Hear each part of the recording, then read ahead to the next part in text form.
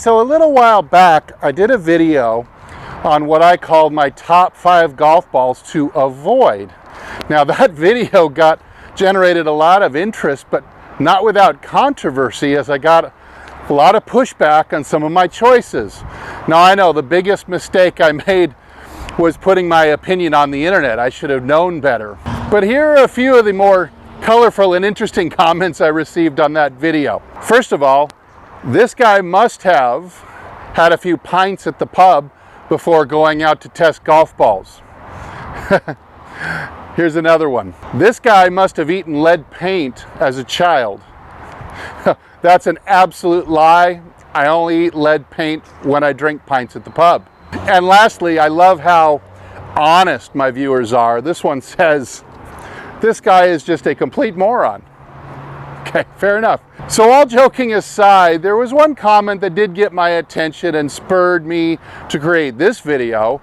This one said, well, hey, you're comparing balls from 2019. Don't you think that's a bit unfair? And that is a valid criticism. I totally agree. So I went back and did some more research, and it came up with some additional information on a couple of choices that people had the most comments on, to see if indeed I was right the first time, or maybe I was wrong and those balls should not be in my top 5 list. So right after this, let me share with you the new information I came up with about a couple of the golf balls that are super popular that I didn't think were very much up to snuff. So stay tuned.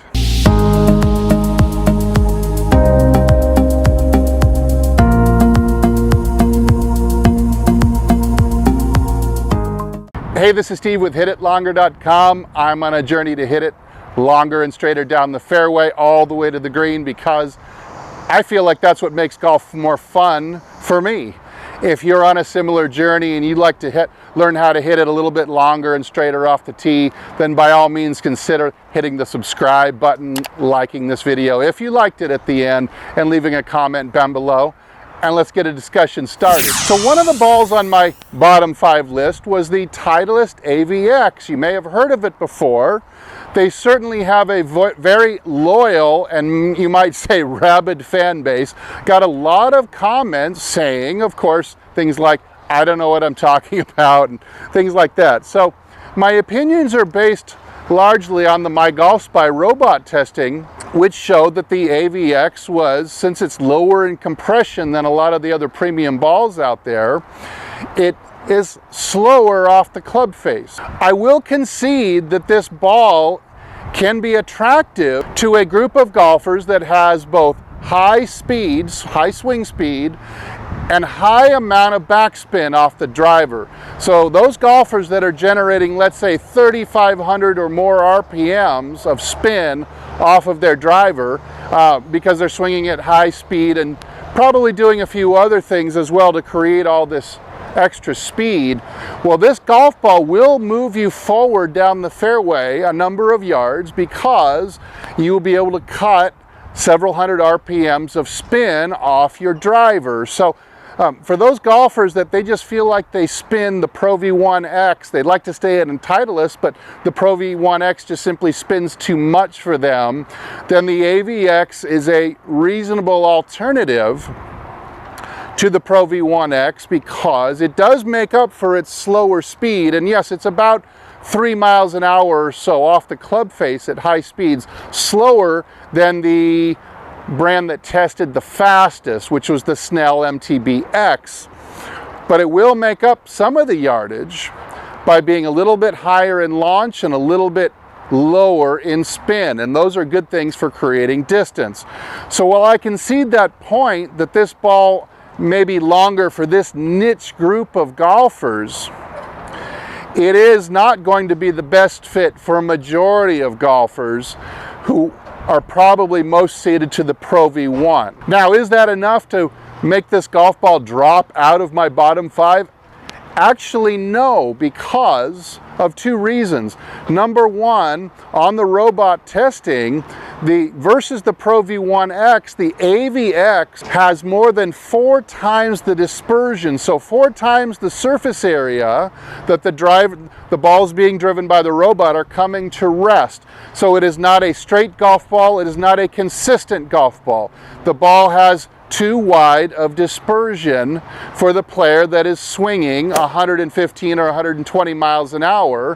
While their spin may be coming down, so their distance is going up, this golf ball is a little bit too wild for them. They need something that is a little bit more precise and straight at that speed, in my opinion. The other reason that the AVX still will stay on my bottom 5 list is because of the greenside spin that you are losing compared to the Pro V1 or the Pro V1X. So while you may be getting longer off the tee, you may be getting up to those par 5s as a long hitter pretty easily.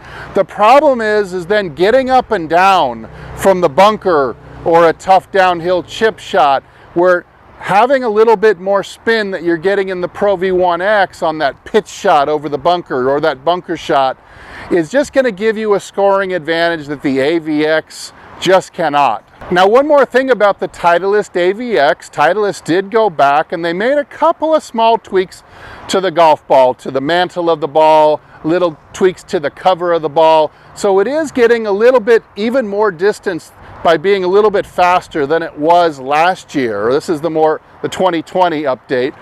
And the cover has been made ever so slightly thinner or softer, so it does get a little bit more spin.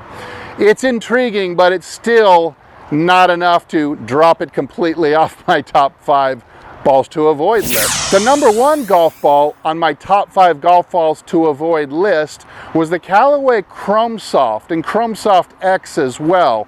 2019 was a really bad year for Callaway when it comes to golf balls. While the issues with their golf balls had been going on for a few years, it was really the My Golf Spy robot testing that kind of exposed that golf ball was a number of steps behind some of the other leading brands. Both the Chrome Soft and the Chrome Soft X were significantly slower off the club face in the testing, and lower in launch, higher in spin, to make them fall even further behind in distance compared to some of the other top leading brands when it came to distance, like the Snell, the TP5X from TaylorMade, or even the Pro V1X. The Callaway Chrome Soft and the Chrome Soft X were as much as 15 or 20 yards behind at high speed. Now, of course, the gap gets smaller as the club head speed gets lower, but even at 85 miles an hour, there is a reasonable enough difference in distance between all these golf balls to where the Chrome Soft just doesn't quite measure up. Now, I got a lot of comments saying, well, hey, distance isn't everything.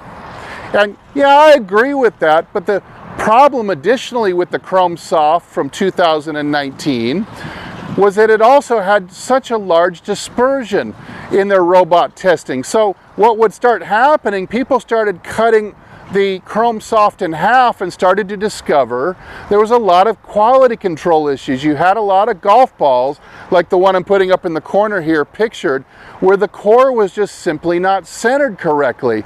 You had a lot of other quality control issues that meant that the golf ball just was not very straight or consistent. So while it might have felt good to some people, the performance just wasn't there. So since even the Callaway CEO came out and publicly stated that Callaway needed to do a lot more to raise the quality level of their golf balls, or at least could do a lot more to raise the quality of their golf balls, let's fast forward to 2020, where Callaway has invested upwards of $50 million into their Massachusetts ball plant to buy the latest and greatest technology to ensure that their golf balls will be even higher in quality and consistency than the Titleist Pro V1. They took the Chrome Soft X and they made it much firmer, and their internal robot testing is showing about 7 extra yards this year over last year at 120 miles an hour of club head speed. Also, by tinkering with the Chrome Soft just a little bit here and there, a little nip and a little tuck, they feel like they've added about 5 yards onto that. Now luckily there was another robot test done by Today's Golfer magazine. It's a UK based magazine, and they put all the golf balls, a lot of the same ones that My Golf Spy did, they put them through their paces much more recently, and so we have a lot more updated ball flight information and data about the 2020 version of the Chrome Soft. Now I'm going to put up some graphics here in the corner of the screen so you can see it's not just my opinion. I'm not just making this stuff up.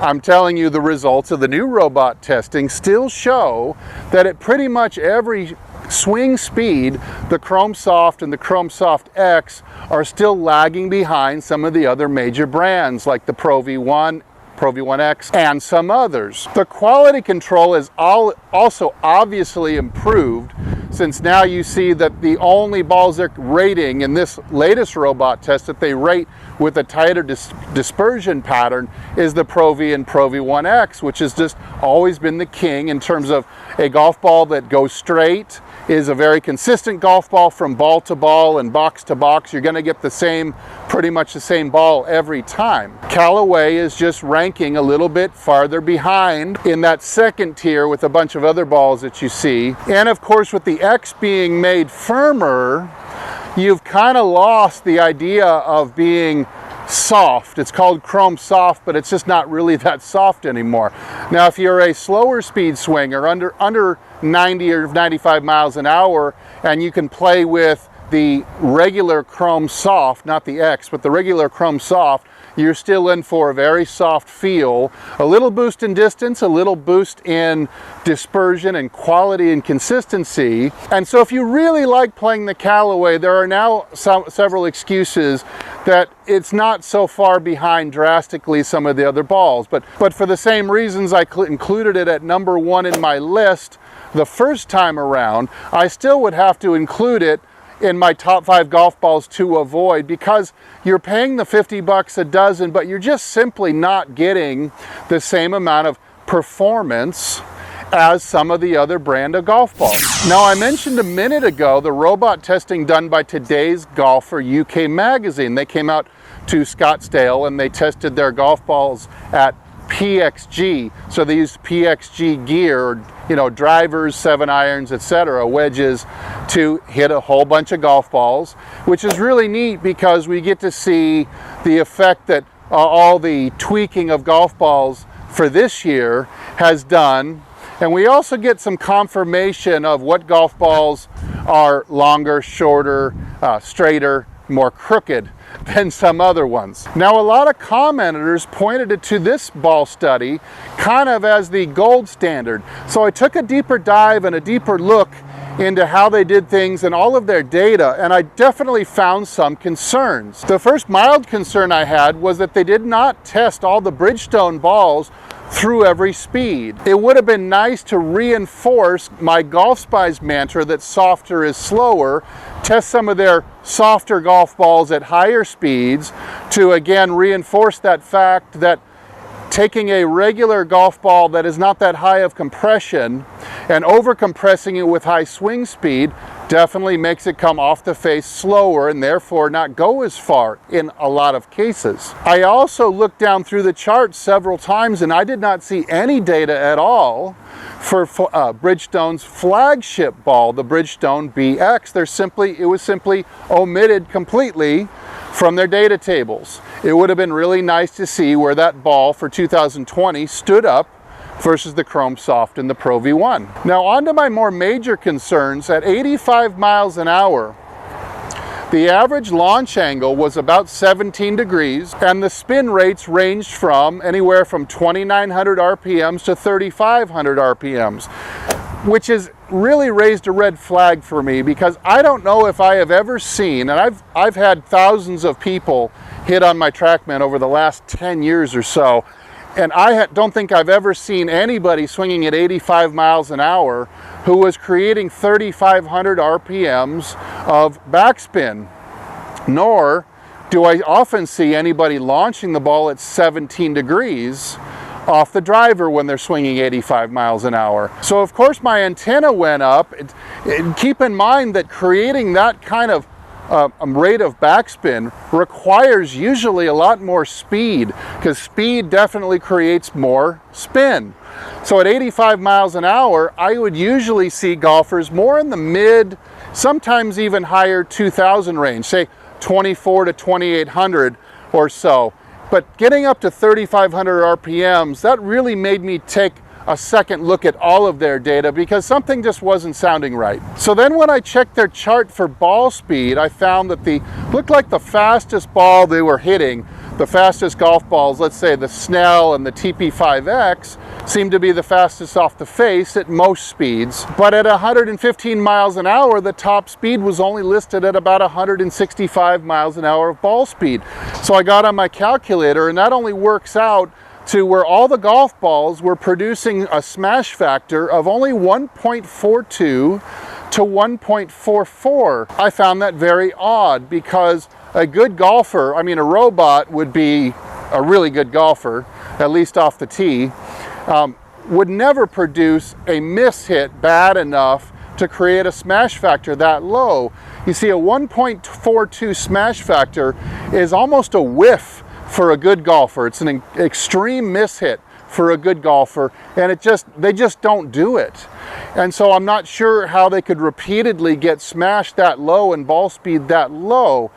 It really made, between the launch angles and the spin rates at slower speed and the smash factors that they were getting at all speeds being so low, it really makes me go back and wonder how all this data affected their end results, and which golf ball they ended up saying goes the furthest, which one they saying was the best. Now, they concluded their pick was the TaylorMade TP5X. They felt it went the farthest at most speeds, and it was consistent enough and quality enough and spinny enough around the greens to where they could rank it #1.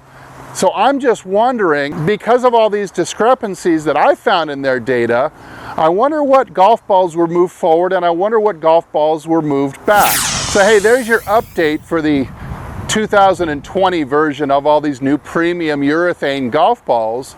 A little bit of new information thrown in there. I learned a little bit. I hope you picked up a couple extra things too that are going to help make choosing a golf ball this coming year a lot easier for you. Thanks again to Golf Development Complex in Moore Park, California for hosting us today. And hey, if I don't see you in the next video, I hope I see you longer and straighter down the fairway. Take care.